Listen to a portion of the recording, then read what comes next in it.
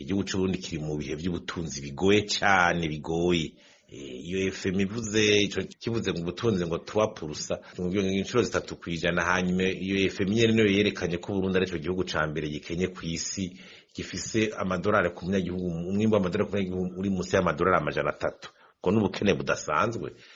Na za Eastbu ziravyerekana ejo bundi barasuye ikiganiro berekana yuko nko kubijanye no gufungura abarundi 40% bashobora kuvuga ko bashobora kumara umunsi badafunguye. Tubivuga nk'abahinga honyene kugira ubutunzi bw'u Burundi bushobora kwerekana amahinduka hasabwa todo croissance y'ibiharuro bibiri no kuvuga irenga 10 kwijana.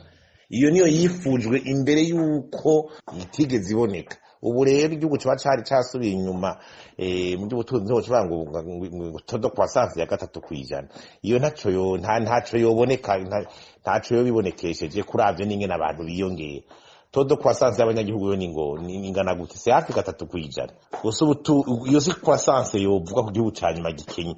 Igihugu canyuma gikenye ku kisi carasubiye inyuma gikeneye croissance y'ibiharuro bibiri 10%. Ko ni hibyo gusa icoko kugira Burundi buve muri kakaga k'ubukene bw'amadovize ibintu biriko birahagarara ibyo kuvuga ngo kwisi ngo nta gihugu kiriko bakura ibitoro n'isukari nk'uko Burundi ico gihugu ni cyane ibura ico gihugu ni cyaye citwa ngwiki kabwo twige inyishu kurondera inyishu mu byo tugwaye nyene Burundi bugwaye no kutabura inyishu z'ibibazo no kwemeza ko ibintu byifashe neza twari dukwiye guhindura ivyiyumviro n'ingendo kugira aho tugwaye tuhemange hama turondera inyishu cyane turondera inyishu kuri ibibazo ingwane z'ubutunzi zirahari.